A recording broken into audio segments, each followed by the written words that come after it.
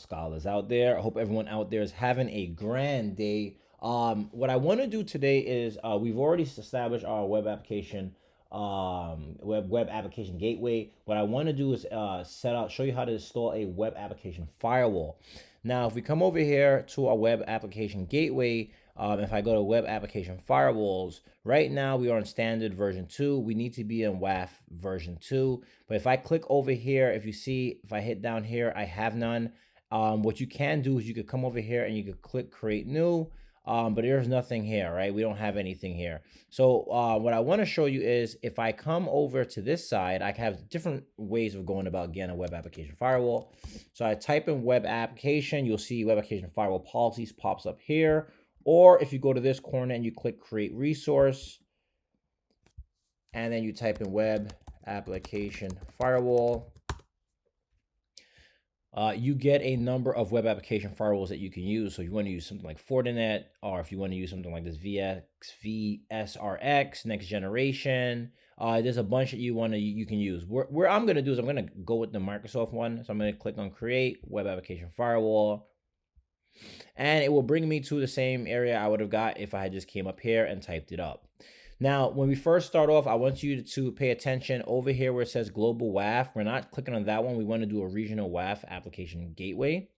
Now down here, we have our subscription. We have the resource group where it's going to go into, or we have an option to create a new one. Down here, we can call our name. So I can say my WAF. And then a little bit below, it says enable policy. You have that over there. It says a WAF policy can be either enabled or disabled. If disabled, the WAF policy will not be applied to any websites. Down here, we have two modes. So we have a prevention mode, and then we have a detection mode, right? Prevention mode takes the corresponding WAF action if a request matches a rule. And detection mode monitors and logs all threats to a log file. Now over here, we have a couple different options. We have default rule sets. I'm going to go with the OWASP 3.2 for our rule set. And for all of you out there who do not know what OWASP is, it's an open world application security project, online community that produces freely available articles how you can secure your web applications, right? Just really about security for the web. You also have some additional rule sets down here if you wanted to go through these as well. If you click on one of these, its options start to change. So if I do 3.1, you'll see down here rule sets are here, and you can also disable any of these if you wanted to. So if you click over here, you can disable certain stuff. Totally up to you, but I'm not going to go too much into this. I just want to show you how to set up your web application firewall and then associate it with your application gateway. So over here, we could go to policies, and in policies, you can enforce request body inspection. We'll leave this section as default. You can have custom rules. If you wanted to, you could set up custom rules for your web application firewall here. So if I clicked add custom rule, I could put a rule name like rule 1. And then over here, I can do a priority if I needed to do a priority like, 101 or something like that for your priority. And then over a little bit below, it says between 1 and 100. So let's go with 10. And then a little bit below, I said if match and its IP address, right, does contain, and I could put an IP address in here, and then I could deny the traffic, right? So let's just say if I threw an IP address like 243.121.92, right? I can deny traffic, and I can click add. And I would have that rule to block that address if I needed to. Next, I can do something like association. Here, I can say add association application gateway.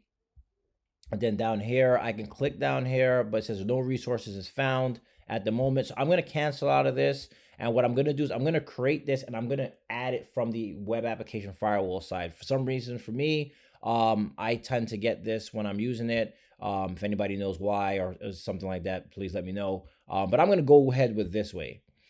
This is kind of how I've done it before in the past, or if I'm creating a web application firewall, or application gateway, I should say, I would create a web application firewall at the same time. So I'll click create. And that doesn't take too long for it to create. So once that's done, I'll come back to the video.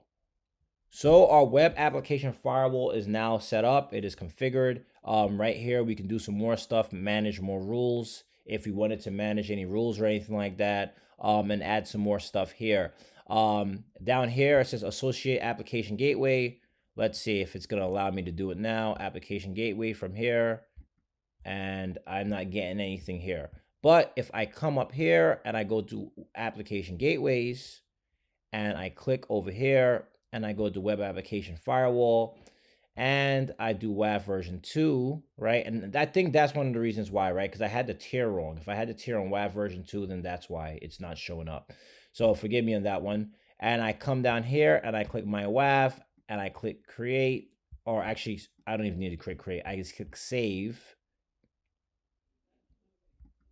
Now you see it says associated with web application firewall policy. Now, if I come back over here and I hit refresh, you can see it shows up before. So the tier was wrong. I normally don't do it this way. I'm really trying to show you all the different components, and that's the reason why. But that was something for me I forgot because the tier is all wrong there. But anyway, we do have it showing up now, and you can see it's associated with an application gateway, and that's our application gateway, My Scholars Gateway.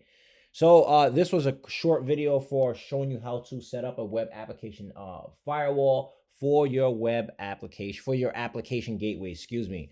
A lot of applications we're talking about. But anyway, I want to thank you for watching this video.